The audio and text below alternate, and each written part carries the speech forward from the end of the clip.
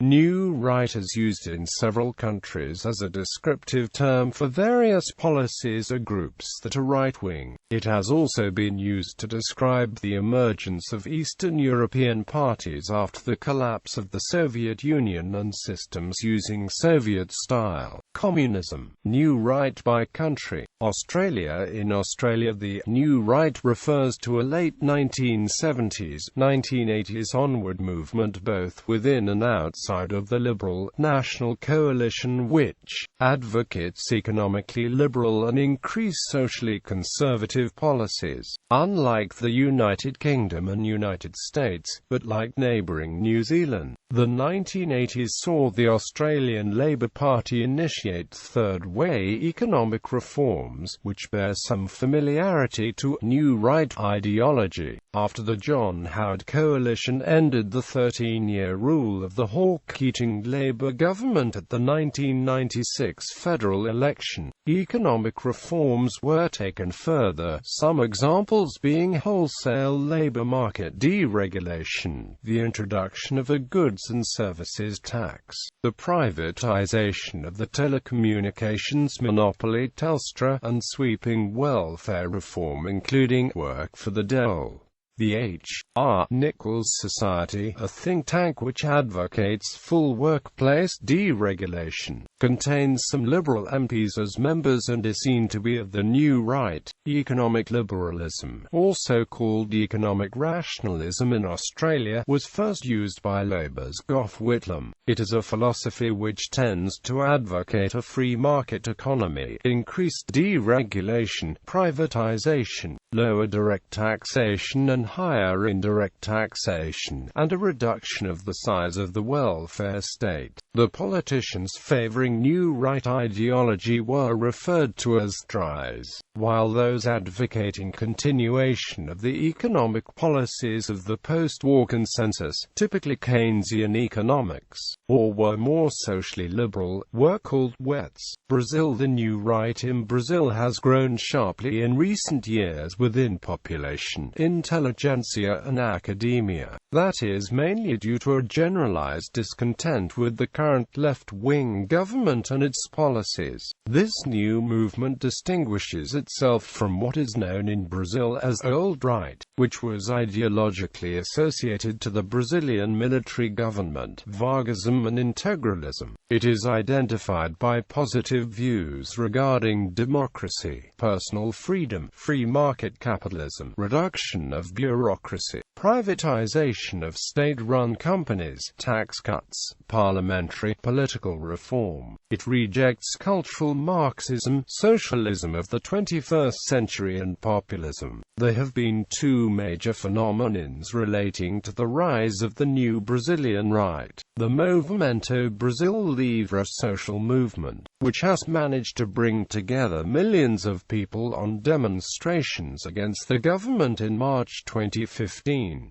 The creation of the new party and Libertarios, the first liberal party since the First Brazilian Republic. Some Brazilian New Right thinkers are Roberto Campos, Olavo de Carvalho, Luiz Felipe Ponde, Paulo Francis, José Guilherme Mercure, Bruno Tolentino and Miguel Real. Chile. The term New Right has come into mainstream political discourse since the election of Sebastián Pinera in 2010, when Interior Minister Rodrigo Hinz-Peter used it to describe his government. Hinz-Peter's introduction of the term caused a buzz among newspapers, politicians and analysts. According to a column published in The Clinic, the New Right is different from the old dictatorial right of Augusto Pinochet, in the sense that it embraces democracy. It is also different from the religiously conservative Union Democrata Independent Party, in that it is more open to discussing issues like divorce.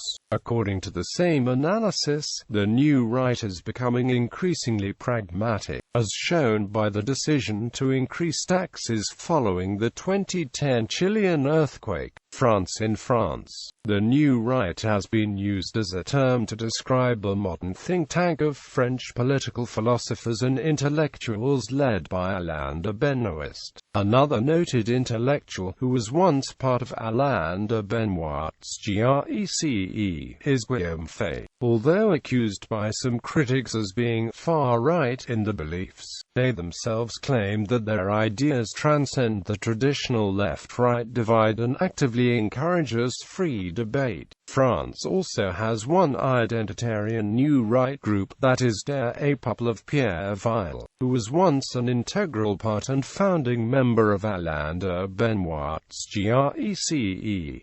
Germany. In Germany, the Neue Rechte consists of two parts: the young conservative, who search for followers in the civically part of the population, and, secondly, the National Revolutionaire, who are looking for followers in the ultra-right part of the German population, and use the rhetoric of right-wing politicians such as Gregor and Otto Strasser. Another noted New Right group in Germany is Thule Seminar of Pierre Krebs, Netherlands. The New Right was the name of a far-right nationalist political party in the Netherlands from 2003 to 2007. The Party for Freedom, founded in 2005 and led by Geert Wilders, also is a New Right movement. New Zealand. In New Zealand, as in Australia, it was the Labour Party that initially adopted New Right economic policies, while also pursuing social liberal stances such as decriminalisation of male homosexuality, pay equity for women and adopting a nuclear-free policy. This meant temporary realignment within New Zealand politics, as New Right middle-class voters voted Labour at the New Zealand general election, 1987, in approval of its economic policies. At first, Labour corporatised many former government departments and state assets, then emulated the Conservative Thatcher administration and privatised them altogether during Labour's second term of office. However, recession and privatisation together led to increasing strains within the Labour Party, which led to schism, and the exit of Jim Anderton and his new Labour Party, which later formed part of the Alliance Party with the Greens and other opponents of New Right economics.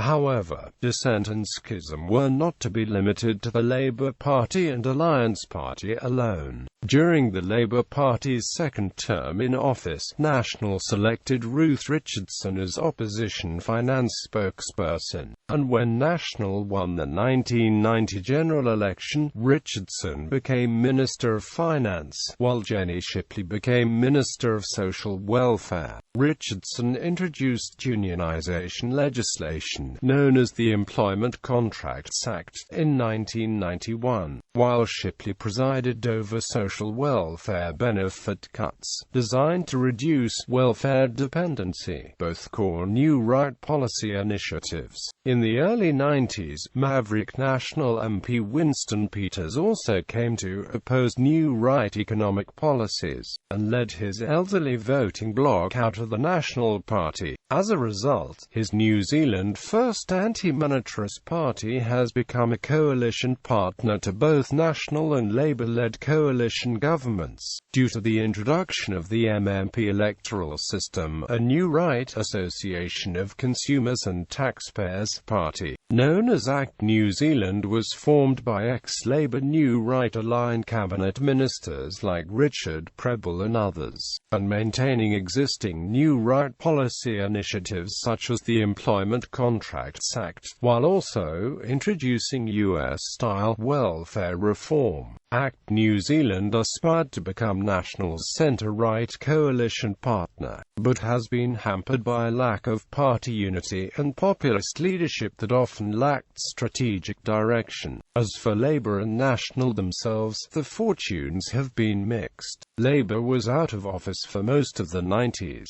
only regaining power when Helen Clark led it to victory and a Labour alliance coalition and centre-left government. However, the alliance disintegrated in 2002. National was defeated in 1999 due to the absence of a suitable, stable coalition partner given New Zealand First's partial disintegration after Winston Peters abandoned the prior National-led coalition. When Bill English took over National, it was thought that he might lead the opposition away from its prior hardline new right economic and social policies, but his indecisiveness and lack of firm policy direction led to ACT New Zealand gaining the new right middle-class voting basis in 2002. When Don Brash took over, new right middle-class voters returned to National's fold, causing National's revival in fortunes at the New Zealand general election, 2005. However, at the same time, ACT New Zealand strongly criticised it for deviating from its former new right economic policy perspectives, and at the same election, National did little to enable ACT's survival. Don Brash resigned as National Party leader, being replaced by John Key, who is seen as a more moderate National MP. As for the centre-left, Helen Clark and her Labour-led coalition have been criticised from ex-alliance members and non-government organisations for their alleged lack of attention to centre-left social policies, while trade union membership has recovered due to Labour's repeal of the Employment Contracts Act 1991 and labour market deregulation and the unionisation that had accompanied it in the 90s. It is plausible that Clark and her cabinet are influenced by Tony Blair and his British Labour government, which pursues a similar balancing act between social and fiscal responsibility while in government. In Poland, a conservative, libertarian and Eurosceptic political party, Congress of the New Right, was founded on the 25th of March 2011 from former political parties, Freedom and Lawfulness and Real Politics Union by Janusz Korwin-Mikke. It is backed up by disappointed voters, some conservatives, people who want to legalize marijuana and citizens who endorse free market and capitalism. South Korea. In South Korea, the South Korean New Right movement is a Korean attempt at neoconservative politics. The Lee Myung-bak government, led by President Lee Myung-bak and the conservative-led National Party, is noted for being a benefactor of the domestic New Right movement. United Kingdom. In the United Kingdom, the term New Right more specifically refers to a strand of conservatism that the likes of Margaret Thatcher and Ronald Reagan influenced. Thatcher's style of New Right ideology, known as Thatcherism, was heavily influenced by the work of Friedrich Hayek. They were ideologically committed to an economic version of libertarianism as well as being socially conservative. Key policies included deregulation of business, a dismantling of the welfare state, privatization of nationalized industries and restructuring of the national workforce in order to increase industrial and economic flexibility in an increasingly global market. United States. In the United States, New Right refers to two historically distinct conservative political movements, and currently the alt-right movement, which includes right-wing ideologies that are an alternative to mainstream American conservatism. These American New Rights are distinct from and opposed to the more moderate tradition of the so-called Rockefeller Republicans. The New Right also differs from the Old Right on issues concerning foreign policy, with neoconservatives being opposed to the non-interventionism of the Old Right. First New Right. The first New Right was centered around the libertarians, traditionalists, and anti-communists at William F. Buckley's National Review. Sociologists and journalists had used New Right since the 1950s. It was first used as self-identification in 1962 by the student activist group Young Americans for Freedom. The first New Right embraced fusionism and coalesced through grassroots organizing in the years preceding the 1964 presidential campaign of Barry Goldwater. The Goldwater campaign, though failing to unseat incumbent President Lyndon B. Johnson, galvanized the formation of a new political movement. First new right figures: William F. Buckley, Jr., editor of National Review; Frank Meyer, anti-communist libertarian and creator of the fusionist political theory; James Burnham, anti-communist political theorist; M. Stanton Evans, journalist and writer of Young Americans for Freedom's Sharon Statement; Barry Goldwater, U.S. Senator from Arizona and Republican U.S. presidential candidate. Second New Right. The Second New Right was formed in the wake of the Goldwater campaign and had a more populist tone than the First New Right. The Second New Right tended to focus on social issues and national sovereignty and was often linked with the religious right. The Second New Right formed a policy approach and electoral apparatus that brought Ronald Reagan into the White House in the 1980 presidential election. The New Right was organized in the American Enterprise Institute and the Heritage Foundation to counter the liberal establishment. In elite think tanks and local community organizations alike, new policies, marketing strategies, and electoral strategies were crafted over the succeeding decades to promote strongly conservative policies. It was mostly ignored by scholars until the late 1980s, but the formation of the New Right is now one of the fastest-growing areas of historical research.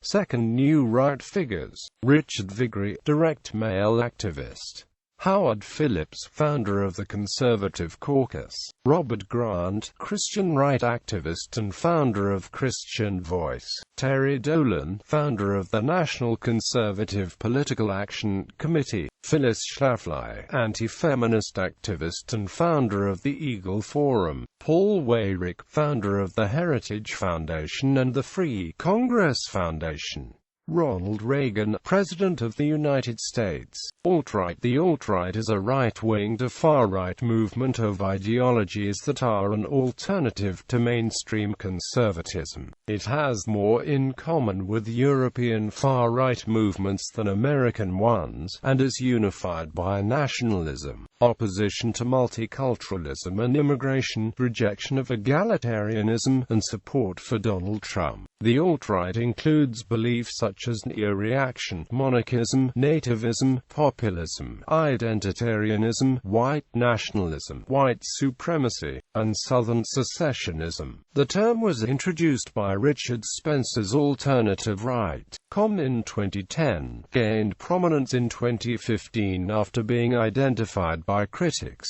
and became more popular in 2016 after being mentioned on television. Proponents are said to use culture jamming and memes to promote their ideas. One leading proponent records parodies of Disney songs with the discussions of white supremacy and generally racist and sexist lyrics. Some adherents also refer to themselves as identitarian, and criticize National Review and William F. Buckley for not openly espousing, among other things, white nationalism, or white identitarianism, such as in the video which is titled The National Review, and is set to the tune of The Bells of Notre Dame. The alt-right is younger than mainstream conservatism, and many express anti-Jewish, anti-Semitic and anti-Zionist views.